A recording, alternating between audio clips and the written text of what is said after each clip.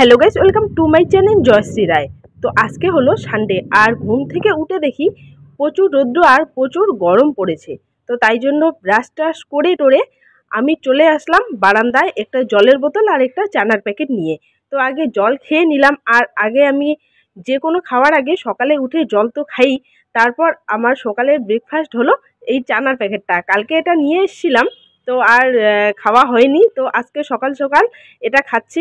আর ওইদিকে মা বসে কথা বলতেছিল, আর মা পুজো করবে, ঠাকুরকে দেওয়ার জন্য সব ফল কেটে নিচ্ছে ওদিকে, আর আমি এদিকে বসে বসে ভিডিও করছি আর চানাচুর খাচ্ছি। তো অনেক সকালেই মারা উঠেছিল, আর আমি উঠতে লেট করেছি। আমি উঠেছি প্রায় 8:30টার দিকে। আর আজকে ভেবেছিলাম যে আজকে রোববারটা অনেক কিছু ভিডিও করব, কিন্তু একটাও হয়নি।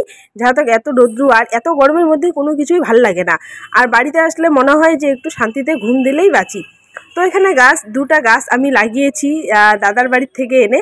তো গাছ দুটা বেশ ভালোই হয়েছে, ঠিক আছে। এই গাছ মানে কি গাছ এগুলো তাও জানি না, কিন্তু খুব ভালো হয়েছে। আর এই নীল কালারের ফুলটা তোমাদের আগেও দেখিয়েছিলাম, মানে কতদিন থেকে এখনও মানে ফুল আসছে, মানে অনেক দিন থাকে এই ফুলগুলো, ঠিক আছে।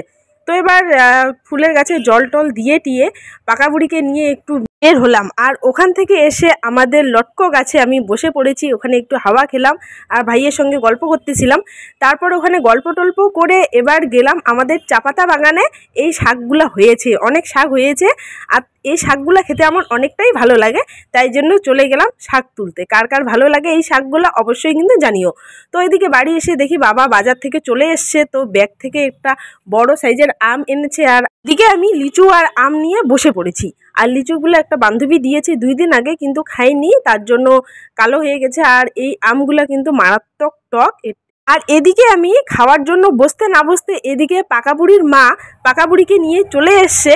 পাকা বুড়ির মাও একটা লিচু নিয়ে নিল আমার এখান থেকে। আর এবার পাকা বুড়ির কাণ্ড দেখো, তোমরা হাসবে।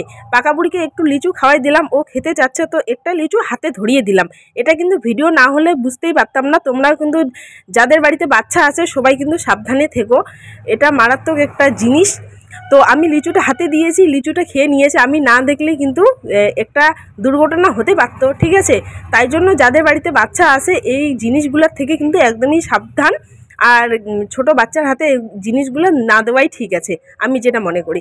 তো আমার এদিকে খাওয়া শেষ হলো, আর এদিকে পাকা বুড়ি দেখো হিসু টিসু করে দিয়ে এমন কি ঘুরছে, কি আনন্দ, দেওয়ালটা ধরে ধরে হাঁটছে। তো এবার তারপর আম খেলাম। আজকে কিন্তু আমি রান্না করব না, আজকে সব রান্না মার। আর যাহাতে অনেকটা গরম পড়েছে, আজকে শুধু খাওয়াই খাওয়া, এটা খাবো ওটা খাবো সেটা খাবো। আর এখানে এসে দেখি পাকা বুড়ি কি সুন্দর ঘুমাচ্ছে। তো গাইস, আজকের ভিডিওটা এই পর্যন্ত। দেখা হচ্ছে আবার পরের ব্লগে। ততক্ষণে তোমরা ভালো থেকো, সুস্থ থেকো। তো টাটা।